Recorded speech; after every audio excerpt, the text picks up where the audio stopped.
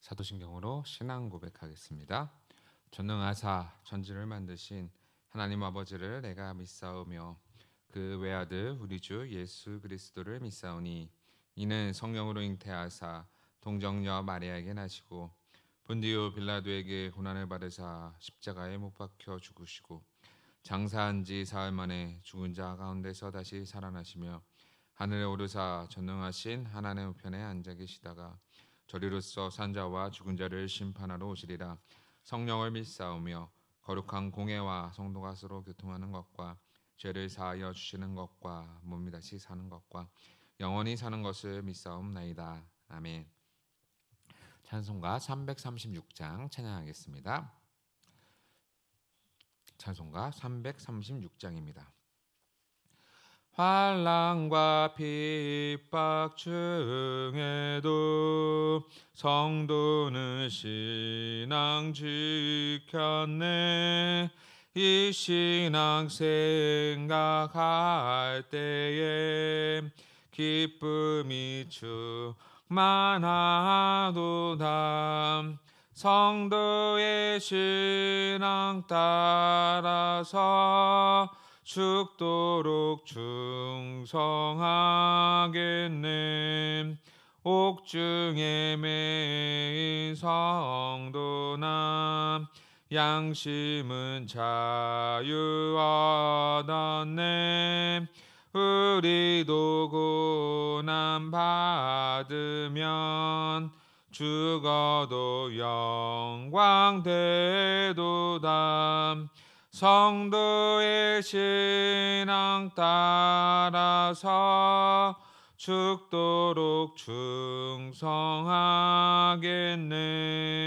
성도의 신앙 본받아 원수도 사랑하겠네.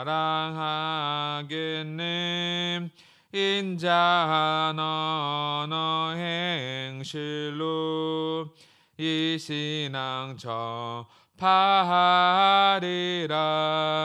성도의 신앙 따라서 죽도록 충성하겠네. 아멘. 하나님 말씀 보겠습니다. 신약성경 마가복음 6장 45절에서 52절 말씀입니다. 신약성경 64페이지 마가복음 6장 45절에서 52절 말씀입니다. 제가 봉독해 드리겠습니다. 예수께서 즉시 제자들을 재촉하사 자기가 무리를 보내는 동안에 배를 타고 앞서 건너편 벳세다로 가게 하시고 무리를 작별하신 후에 기도하러 산으로 가시니라. 저물매 배는 바다 가운데 있고 예수께서는 홀로 무태 계시다가 바람이 거스름으로 제자들이 힘겹게 노젓는 것을 보시고 밤 사경쯤에 바다 위로 걸어서 그들에게 오사 지나가려고 하심에 제자들이 그가 바다 위로 걸어오심을 보고 유령인가 하여 소리 지르니 그들이 다 예수를 보고 놀람이라. 이에 예수께서 곧 그들에게 말씀하여 이르시되 안심하라느니 두려워하지 말고 하시라. 배에 올라 그들에게 가시니 바람이 그치는지라. 제자들이 마음에 심히 놀라니 이는 그들이 그 떡 대신 이를 깨닫지 못하고 도리어 그 마음이 둔하여졌음이로라. 아멘. 오늘 말씀은 예수님의 그 오병이어 사건 이후 예수님은 즉시 제자들을 재촉하셔서 자기가 무리를 보내는 동안에 배를 타고 앞서 건너편 벳세다로 가게 하십니다. 예수님께서는 이적에 집중시키지 않으시고 빨리 장소를 이동시키는 이유가 이적에 너무 집중하면 예수를 잃어버리기 때문이에요. 이적과 기적과 그 현상에 집중하면 예수님이 중요한지 그 이적이 중요한지 사람들이 판단력이 흐려지기 때문이죠. 그래서 즉시 제자들을 재촉하사 건너편으로 보내십니다. 그리고 예수님은 무리를 보냅니다. 무리를 작별하신 후에 제자도 보내고 무리도 보내고 예수님은 어떻게 하시냐면 조용히 기도하러 산에 가시리라. 사람이 한적 많은 곳이 아니라 사람이 없는 산으로 가셔서 하나님 앞에 기도하러 가는 모습들, 우리가 바로 이러한 예수님의 행하신 의를 본받아야 하는 거죠. 기도하러 산에 올라가시니라. 저물매 배는 바다 가운데 있고 예수께서는 홀로 무태 계시다가 그리고 날이 저물었습니다. 날이 저물고 나서 배는 아직도 바다 가운데 있고 예수는 홀로 무태 땅에 계셨다라고 기록하시죠. 배는 여전히 어디를 가고 있었냐면 건너편 베스다로 가고 있었고 예수님은 산에서 다 보고 지켜보고 계셨어요. 48절에 바람이 거스름으로 예, 바람이 엄청 세게 부니까 제자들이 힘겹게 노 젓는 것을 예수님께서 바라보고 계세요. 그러니까 제자들은 그 바람과 파도와 사투를 벌이고 있었던 것이 있었죠. 그래서 자신의 힘으로 이것을 극복하려고 하지만 제자들은 현실에 갇혀서 예수님을 바라보지 못하죠. 분명히 오병이어 사건을 봤음에도 불구하고 예수님을 찾으면 되는데 찾지 아니하고 자신들이 그 어려운 길을 극복하려고 하는 거예요. 그거를 예수님께서 보시고 밤 사경쯤에 바다 위로 걸어서 그들에게 오사 지나가시려고 하며 바다 위로 걸어오셨다. 예수님은 인간이 참 사람이시지만 참 하나님이시기에 바다 위를 걷는 것이 가능하죠. 신적인 권능의 모습을 보여주시는 거예요. 그러나 제자들이 그가 바다 위로 걸어오심을 보고 유령인가요 소리 질렀다라고 기록하고 있어요. 예수를 보지 못하고 뭐예요? 유령이라고 생각한 거예요. 예수님의 그 기적들과 이적들을 옆에서 체험하고도 예수가 누군지 여전히 모르는 제자들의 연약한 모습들을 보여주고 있습니다. 유령인가요? 소리 질렀죠.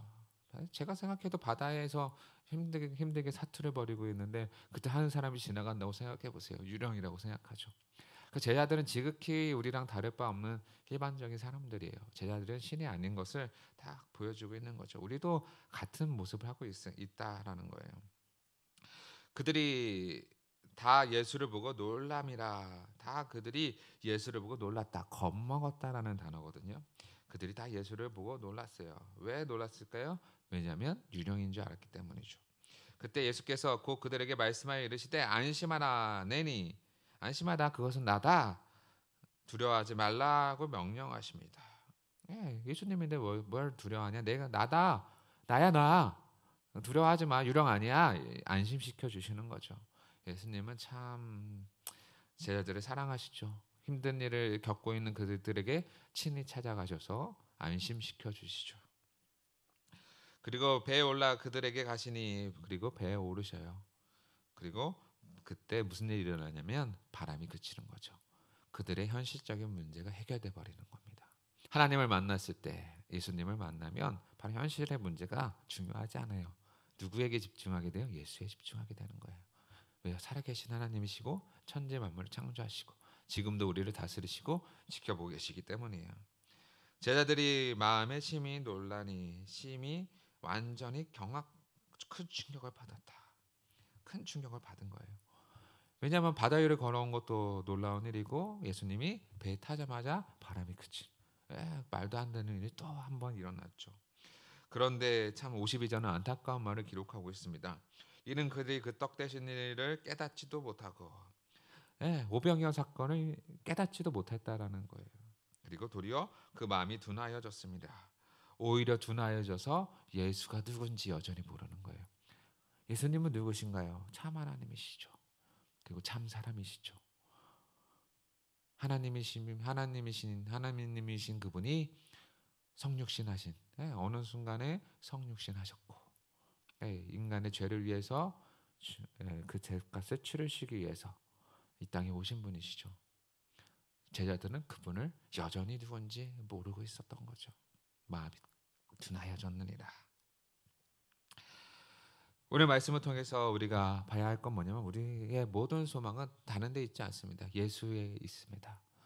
교회가 바로 서는 것도 우리가 삶을 바로 살아가는 것도 우리의 문제를 해결하는 방안도 우리는 사실 현실에 집중해서 그 부분 그것에 집중하지만 오늘 본문에서 제자들과 같은 어리석은 모습인 거예요. 예수님이 누군지 알면 예수에 집중하는 거죠. 그리고 예수님이 소망이라는 사실을 깨닫게 되는 거죠. 예수가 이 땅의 소망이죠. 예수가 우리의 소망이죠. 예수가 교회의 소망이죠. 예수님 없이는 아무것도 이룰 수 없죠. 그렇기 때문에 우리는 예수님을 바라보는 믿음이 필요한 겁니다. 바다가 바람이 우리를 막고 우리가 노려져가며 힘겨운 사투를 벌이고 있다고 할지라도 예수님을 유정이라고 착각하는 어리석은 생각을 갖고 있는 것이 아니라 예수님은 하나님이시기에 우리에게 가까이 오는 순간 우리에겐 예수의 소망이 있다. 우리의 모든 문제를 해결해 주신다. 그러므로 예수님 안에 소망이 있다. 이 소망을 붙잡고 살아가는 귀한 성도님들 되시기를 간절히 소망합니다. 기도하겠습니다.